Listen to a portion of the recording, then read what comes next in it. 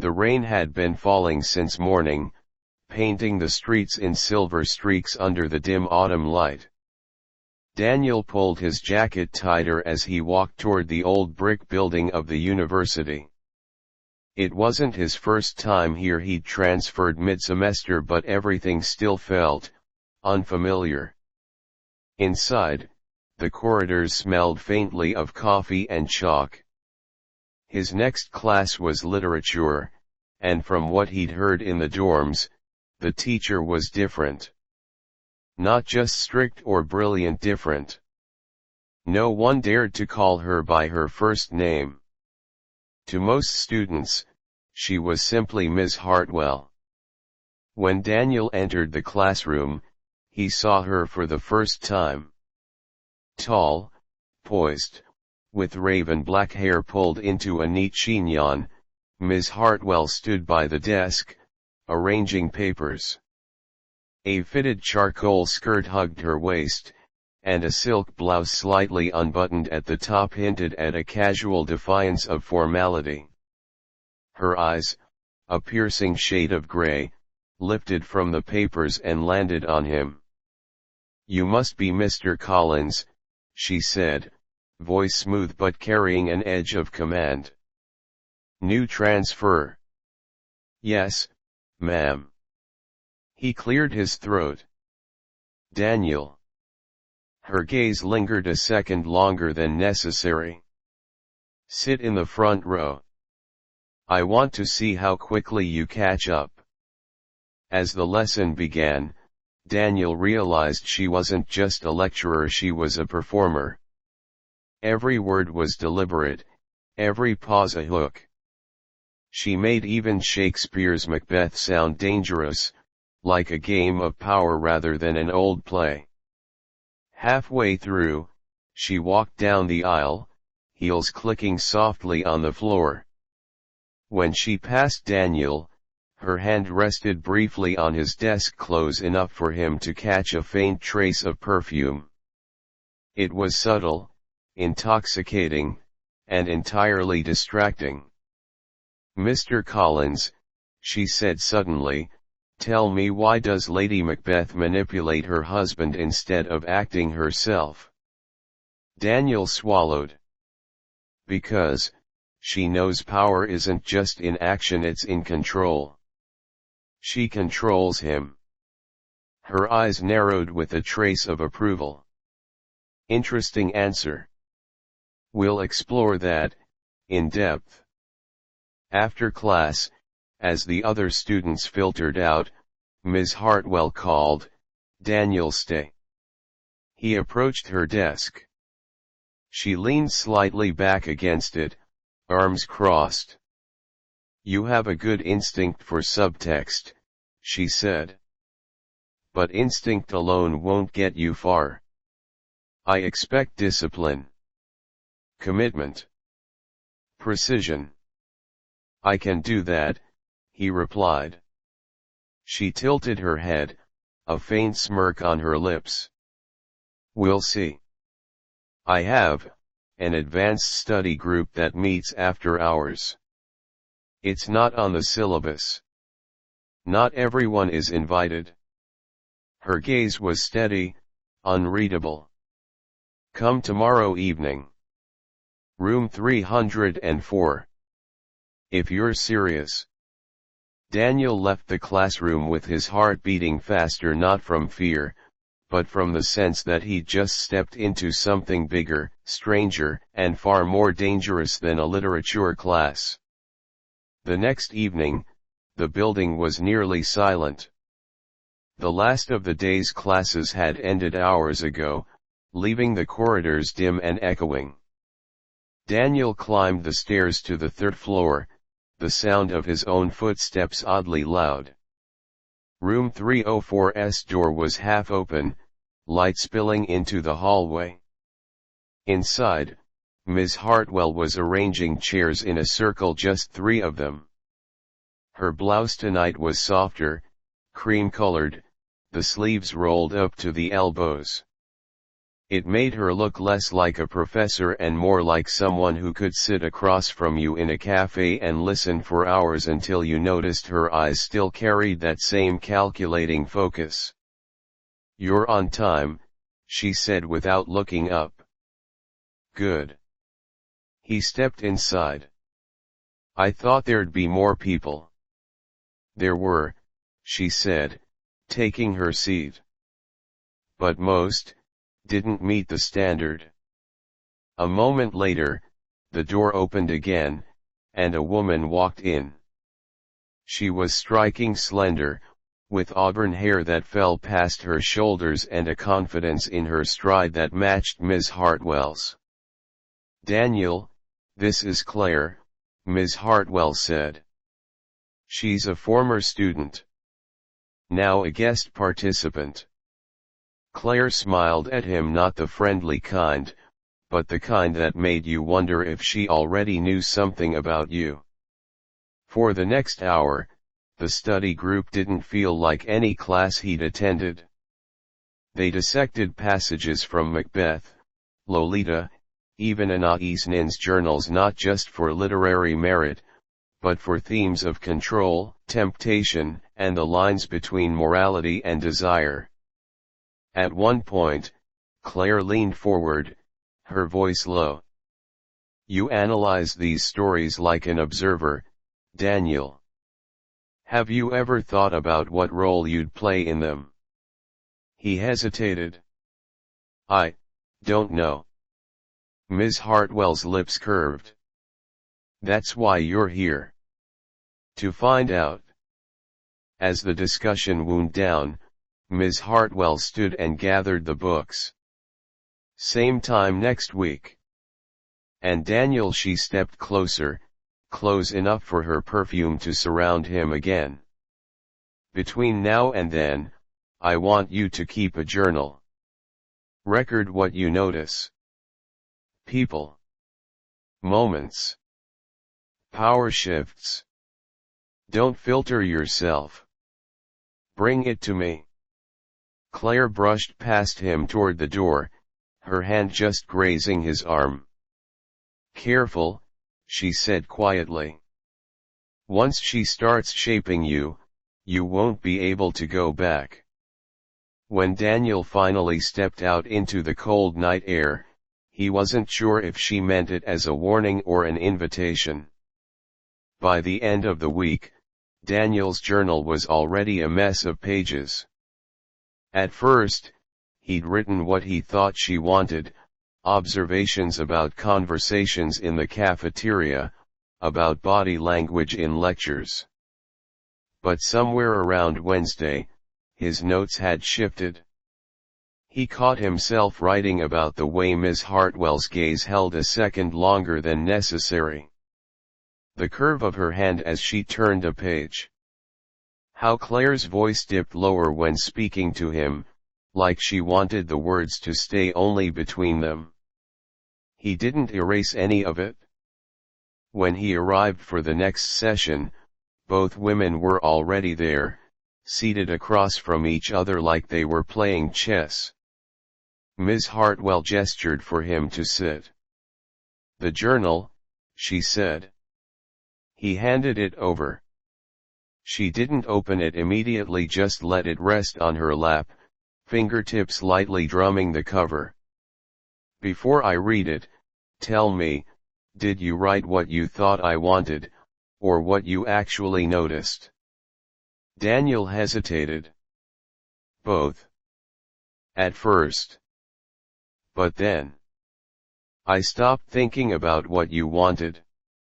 Her mouth twitched, almost a smile. "Good." She flipped it open and began reading. The silence in the room grew heavier. Claire leaned back, watching him like he was a piece of art she hadn't decided whether to buy. Halfway through, Ms. Hartwell glanced up. "You're very attentive. You notice the moments people try to hide. That can be useful." Claire spoke up, her tone playful but edged. "Or dangerous." People don't like being seen too clearly. Ms. Hartwell closed the journal.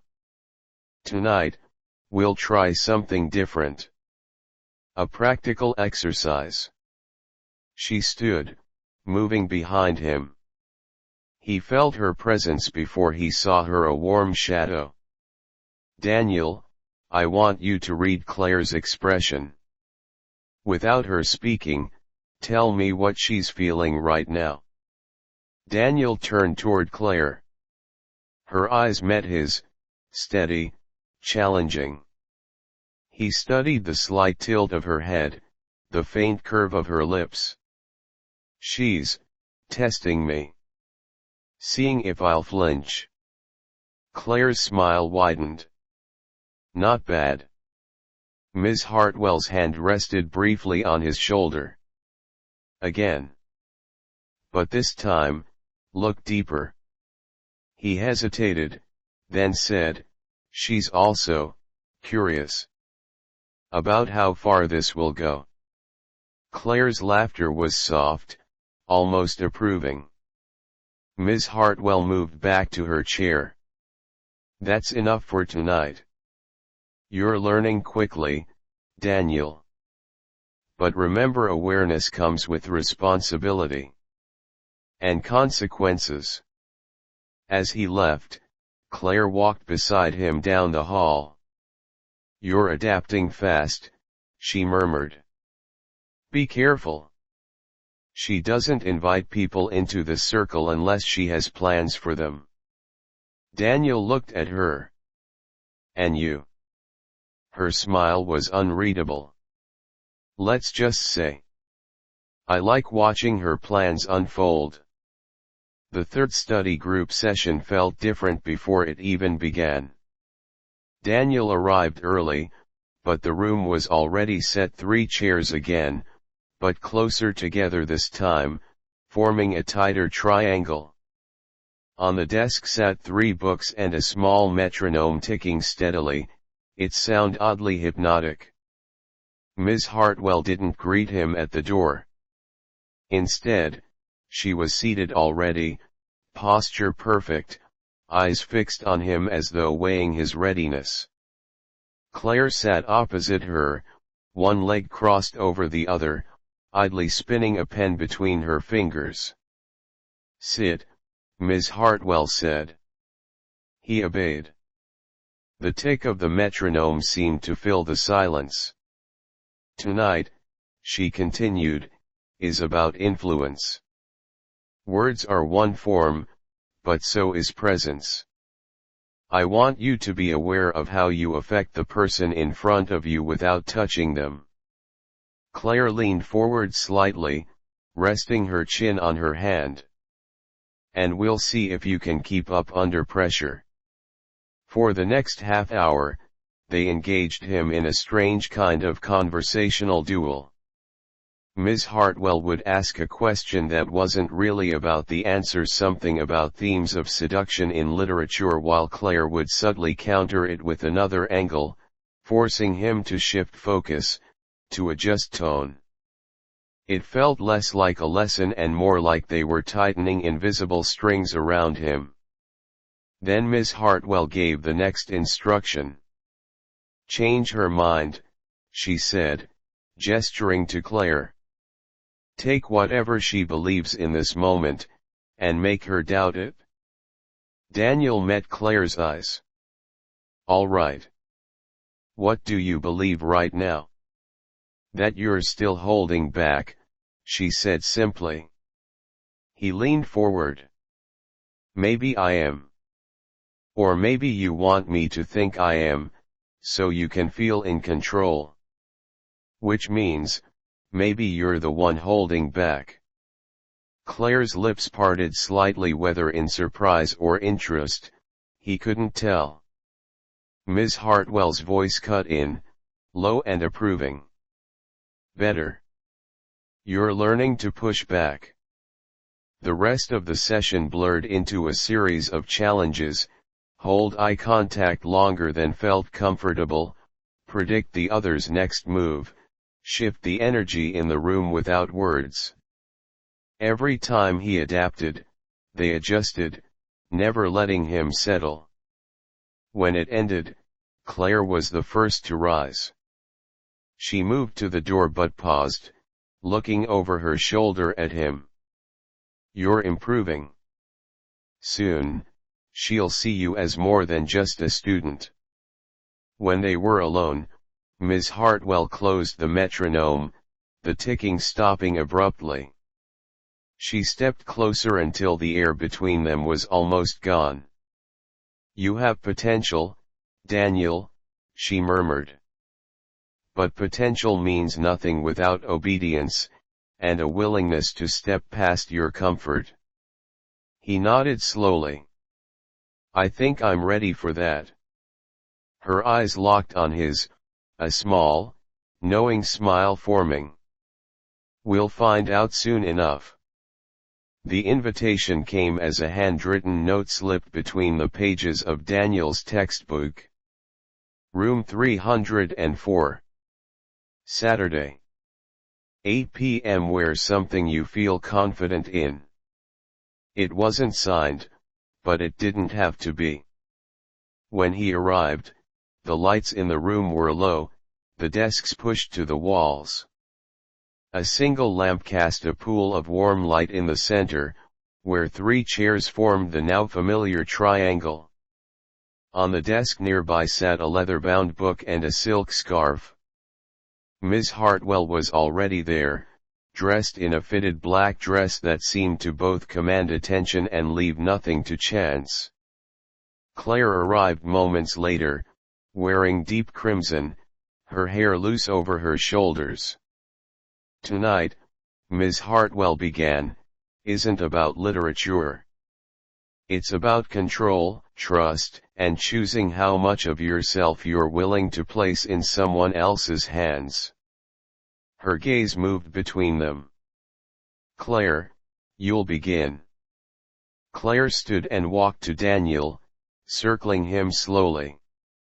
Her movements were deliberate, the way a predator sizes up prey not to destroy it, but to see if it's worth the chase. She stopped behind him and rested her hands lightly on his shoulders. "You've been adapting," she murmured, "but you're still cautious. Let's see what happens when you can't rely on your eyes." Before he could answer, she slipped the silk scarf into Ms. Hartwell's hand. The older woman stepped forward and tied it gently over his eyes, knotting it just enough to block the light without discomfort. The world shrank to sound, touch, and the occasional brush of perfume. "Daniel," Ms. Hartwell's voice was low, close. "When you can't see, you must listen. Feel. Anticipate." A fingertip traced the line of his jaw, he couldn't tell whose. Then a question came, soft but sharp. "What's more difficult, being in control, or surrendering it?" He swallowed. "Surrendering." A pause. "Good. Then that's your task tonight, surrender, but stay aware." For the next stretch of time, minutes, maybe longer, they tested him in ways that weren't physical so much as psychological. A whisper in his left ear while a question came from the right. The sudden shift of air as one stepped away, the other leaning closer. Commands given in tones that made him obey without hesitation. "Answer honestly. Hold still. Tell me what you think we're about to do." By the time the scarf was untied, Daniel's pulse was racing. Ms. Hartwell looked at him with quiet satisfaction. "You did well. You kept your composure. But remember, this was only the beginning." Claire's smile was a slow curve. "And beginnings can be the most dangerous part." As he left that night, Daniel knew 2 things with certainty. First, whatever circle he had stepped into was far from complete. Second, he didn't want to leave it no matter where it led.